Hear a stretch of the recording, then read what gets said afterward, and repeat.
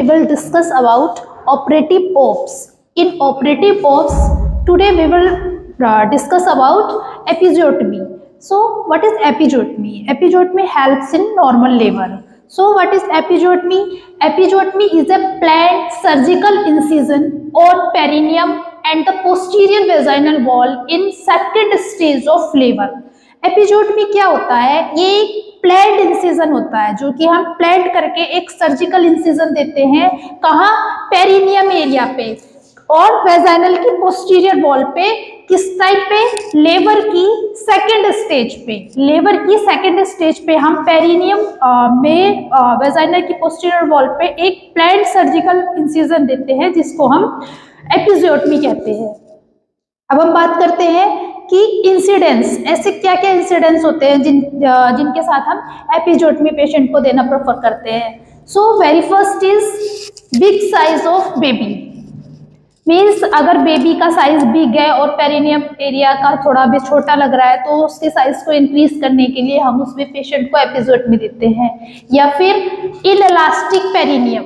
Inelastic perineum means क्या है कि जैसे ही वुमेन लेबर की स्टेज में होती है तो उसके पेरिनियम एरिया में क्या होता है? इलास्टिसिटी हो जाती है। बट अगर वुमेन में इनइलास्टिसिटी देखी जा रही है पेरिनियम एरिया में तो उस वाली कंडीशन में भी हम उसको क्या देंगे? एक इंसिजन दे देंगे जिसको हम एपिजोटमी नाम देते हैं। Next is breech presentation. Breech presentation में भी हम पेशेंट को एपिजोटमी देते हैं जिससे कि उसकी सेफ डिलीवरी के चांसेस होते हैं। सेफ डिलीवरी हम प्रोवाइड करवाने के लिए पेशेंट को एपिजोटमी देते हैं। या फिर शोल्डर डिस्टोसिया या फिर फोर्सेप्स और वेंटोस डिलीवरी। फोर्सेप्स और वेंटोस डिलीवरी में भी हम पेशेंट को एपिजोटमी प्रेफर करना सही समझते हैं। What is the timing of delivery? अब हम बात करते हैं कि एपिजोटमी देने की टाइमिंग्स क्या होती हैं। When the perineum is thinned and bulged with the peak of contraction just prior to crowning, when 3 to 4 centimeter head is visible. कब देते हैं हम एपिजोटमी? किस टाइम पे देते हैं? जब हमारा पेरिनियम का जो एरिया है वो थिन हो रखा हो। थिन होने के साथ क्या? बल्ज्ड हो रहा हो और with the peak of contraction, और उस समय पे जो मदर को पेन के साथ कॉन्ट्रैक्शंस आ रखे हो, ठीक है। और just prior the crowning and when the head 3 to 4 centimetre visual, और जो हमारा हेड है बेबी का उसमें क्राउनिंग हो रखी है और वो 3 से 4 सेंटीमीटर विजिबल हो रहा है। हमें जब हेड बिल्कुल विजिबल हो रहा है 3 to 4 सेंटीमीटर और क्राउनिंग वाली स्टेज है, कॉन्ट्रैक्शन आ रखा है मदर को और पेरिनियम एरिया जो है वो थिन्ड हो रखा है, तो उस वाली कंडीशन में हम क्या देते हैं? पेशेंट को एपिजोटमी देते हैं। एपिजोटमी का क्या है? देखो, बहुत पहले देना भी मतलब यूजलेस होता है और बहुत बाद में देने से भी कोई फायदा नहीं होता। अगर हम उसको बहुत पहले दे देते हैं तो पेशेंट को क्या है? अननेसेसरी ब्लीडिंग होती रहती है साथ में, ठीक है। मीन्स ब्लड लॉस होता रहता है मैटरनल। और अगर हम उसको थोड़ा सा डिलेड दे रहे हैं तो क्या होता है कि ऑलरेडी पेरिनियम टियर हो जाता है, तो उसका भी कोई फायदा नहीं होता। हमारा एपिजोटमी देने का मोटिव क्या होता है कि जो वो हम मल्टीपल टीयर से मदर को प्रोटेक्ट कर सके, सर्वाइकल टीयर से मदर को प्रोटेक्ट कर सके। बट अगर हम एपिजोटमी के देने के टाइम में ही हम थोड़ा सा डिले हो गए तो क्या होगा? पेरिनियम टीयर हो जाएगा और उसका देने का कोई फायदा नहीं होगा। तो एपिजोटमी जो है वो बिल्कुल टाइमली देनी चाहिए। कब देनी चाहिए? जब हमारा जो पेरिनियम एरिया है वो थिन्ड हो रखा हो, पेन कॉन्ट्रैक्शन के साथ पेन आ रहा हो और जो हमारा हेड है वो 3 to 4 सेंटीमीटर विजिबल हो रहा हो। अब हम बात करते हैं टाइप्स ऑफ एपिजोटमी। तो एपिजोटमी के कौन कौन से टाइप्स होते हैं? तो सबसे पहला होता है हमारा median, second is lateral, third is mediolateral and fourth is J shaped. अगर हम मीडियन की बात करें तो मीडियन क्या होता है? मीडियन हमारा पेरिनियम एरिया में फोर्चिट से हम देते हैं बिल्कुल एक फॉर्म में एनएस से 2 सेंटीमीटर ऊपर तक।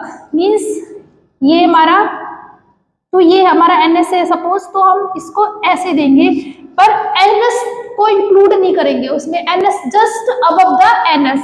मीडियोलैटरल की अगर हम बात करें तो ये हम इस वाली पोजीशन में ये राइट लेटरल भी हो सकता है और लेफ्ट लेटरल भी हो सकता है। जो मेनली 2 टाइप्स होते हैं एपिजोटमी देने के, वो मीडियन और मीडियोलेटरल ही होते हैं। लेटरल और J shape in very rare cases में दी जाती है। अगर अब हम बात करें कि क्या क्या कॉम्प्लिकेशंस हो सकते हैं अगर हम एपिजोटमी दे रहे हैं, तो उसके साथ क्या क्या कॉम्प्लिकेशन होते हैं, तो इसके कॉम्प्लिकेशंस को हमने 2 पार्ट्स में डिवाइड किया है। First is remote and second is immediate. तो इमीडिएट की अगर हम बात करें तो जो सिम्टम्स हमें, जो कॉम्प्लिकेशन हमें एट रैंडम देखने के लिए मिल रहे हैं, जैसे कि एपिजोटमी लगाते ही हमें देखने के लिए मिलते हैं, तो उसको हम कहते हैं इमीडिएट। और जो हमें डिलेड देखने के लिए मिलते हैं उसको हम बोलते हैं रिमोट। तो इमीडिएटली क्या हो सकता है, एक्सटेंशन ऑफ इंसिजन। अभी क्या हुआ, हमने एपिजोटमी इंसिजन लगाया लेकिन बेबी का जो साइज है वो बिग है, तो जैसे ही बेबी का हेड डिलीवर्ड हुआ तो जो वो इंसिजन है वो क्या है, वो हमारा एक्सटेंड हो गया है, मीन्स वो बढ़ गया है। तो एक हमारा कॉम्प्लिकेशन होता है कि पेरिनियम का जो हमारा इंसिजन था वो एक्सटेंड हो सकता है। बल्बा hematoma, hematoma means accumulation of the blood, ठीक है। तो यहाँ बल्बा के प्लेस पे ब्लड का एक्यूमुलेशन हो सकता है। Rise in temperature, the wound are look moist, redness और स्वेलिंग आ सकती है, और offensive discharge in the case of infection. अगर कोई इन्फेक्शन है तो क्या होगा, जो डिस्चार्ज है उसमें ऑफेंस यानी बदबू वाला स्मेल आता है। अब अगर हम बात करें रिमोट, ये मतलब हमारे बाद में क्या क्या कॉम्प्लिकेशंस देखने के लिए मिलते हैं। Dyspareunia, dyspareunia means the pain in perineum area, ठीक है। इसके बाद चांस ऑफ पेरिनियल लैसिरेशन, ठीक है। Scar of endometriosis, but scar of endometriosis जो है वो एक बहुत ही रेयर कंडीशन होती है, मीन्स 0.5 इन 100, ठीक है। अब हम बात करते हैं एडवांटेजेस की, क्या क्या फायदे होते हैं एपिजोटमी लगाने के।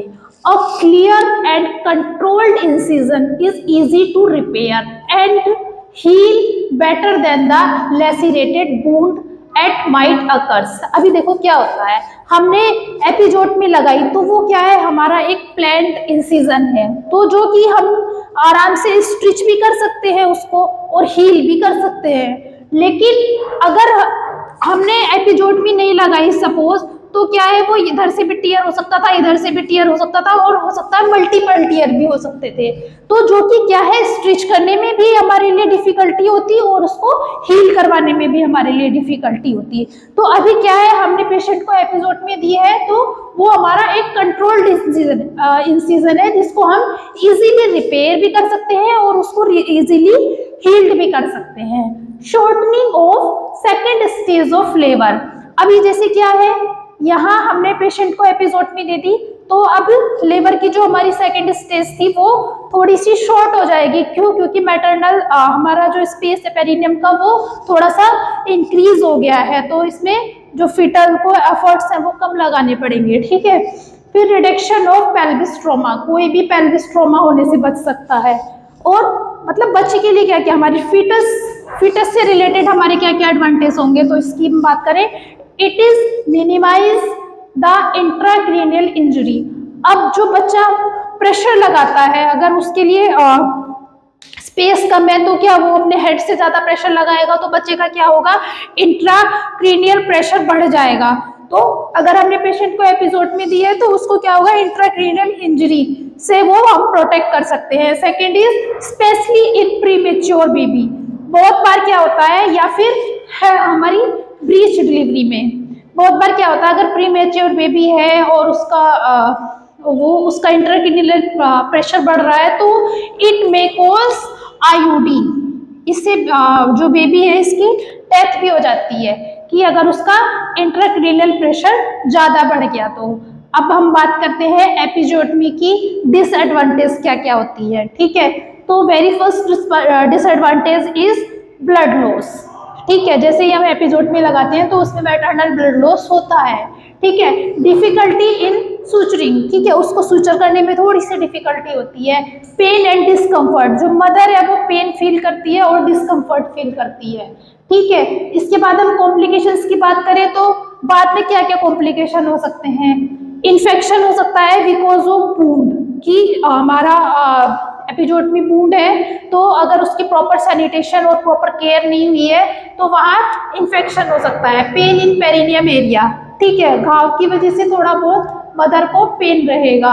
Tier of perineum in second delivery, अब सपोज हमने फर्स्ट डिलीवरी में मदर को एपिजोटमी लगा दी, ठीक है, तो बहुत बार ऐसा जरूरी नहीं है, लेकिन रेयरली ऐसा देखने के लिए मिलता है कि सेकेंड डिलीवरी पे जो एपिजोटमी एरिया होता है वो स्पॉन्टेनियसली टीयर हो जाता है, ठीक है।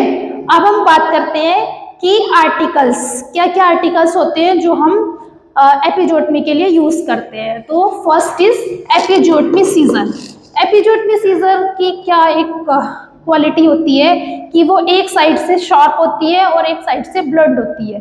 तो जो उसका जो शार्प वाला एज होता है वो हम बाहर की तरफ रखते हैं और जो ब्लड होता है वो अंदर की तरफ रखते हैं। क्यों रखते हैं? जिससे कि मदर के मैटरनल और फीटल इंजरी से हम प्रोटेक्ट कर सके, ठीक है। उसका जो ब्लड साइज है वो हम अंदर रखते हैं जिससे कि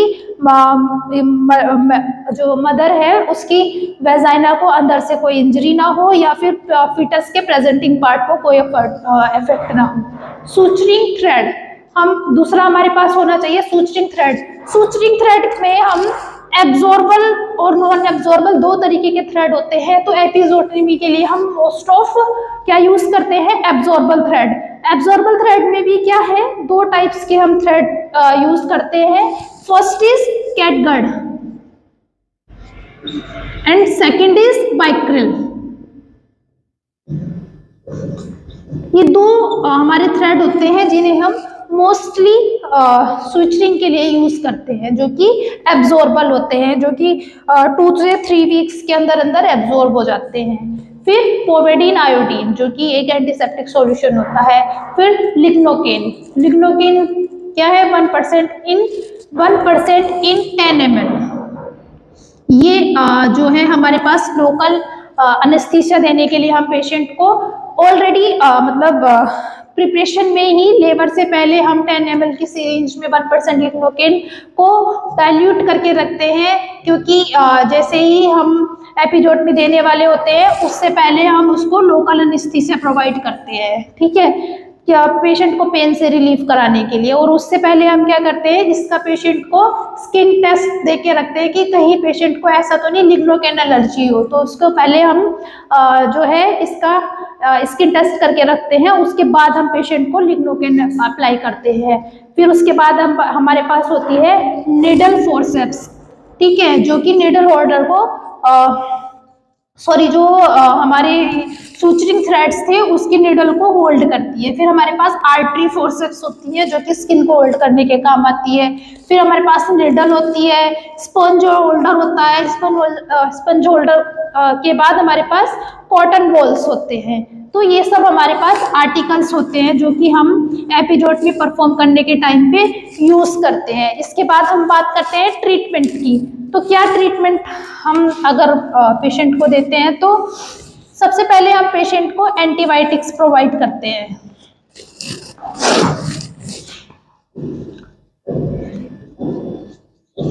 ट्रीटमेंट में हम पहले पेशेंट को एंटीबायोटिक्स देते हैं जो कि इन्फेक्शन से प्रिवेंट करने के लिए काम आती है। सेकेंड इज हम पेशेंट को एनाल्जेसिक प्रोवाइड करते हैं, ठीक है। ये दो मेडिकेशन हम पेशेंट को after delivery means after episiotomy provide करते हैं। और साथ ही हमारा क्या इसमें अब मेन होता है nursing management. At the time of discharge हम पेशेंट को क्या एडवाइस करेंगे। तो सबसे पहले एपिजोटमी वुंड को इन्फेक्शन से प्रिवेंट करने के लिए हम पेशेंट को क्या एडवाइस करेंगे। सबसे पहले हम पेशेंट को बोलेंगे कि आपको जो है वो सैनिटेशन का पूरा ध्यान रखना है। सबसे पहले हम मदर को बोलेंगे कि आप अपना पूरे 24 आवर्स में 2 to 3 टाइम्स सेवलॉन डाल के ल्यूकवार्म वाटर में अपना पेरिनियम एरिया वॉश करना है। वॉश करने के बाद उसको एक टॉवल से थोड़ा सा क्लीन करके फिर उसके बाद जो आपका सैनिटरी पैड है उसको फ्रीक्वेंटली चेंज करना है, ठीक है। तो ये हमारा प्रोसेस होता है जो कि हमें पेशेंट को जो है वो इन्फेक्शन से प्रिवेंट कर सकता है। फिर उसको पोविडीन आयोडीन ऑइंटमेंट देंगे अप्लाई करने के लिए, और पेशेंट को एडवाइस करेंगे कि वो बैठने के लिए क्रॉस लेग करके ही बैठेगी और कम से कम बैठे, कंफर्ट का ध्यान रखेंगी। उसकी जो डाइट है वो रिच डाइट होनी चाहिए, ठीक है, प्रोटीन डाइट प्रोवाइड करेंगे हम पेशेंट को, और उसकी सैनिटेशन का, उसके पूरे कंफर्ट का ध्यान रखेंगे। तो ये सारी हम एडवाइस देंगे पेशेंट को at the time of discharge. Thank you. इस वीडियो को लाइक करें, हमारे चैनल को सब्सक्राइब कर बेल आइकन जरूर प्रेस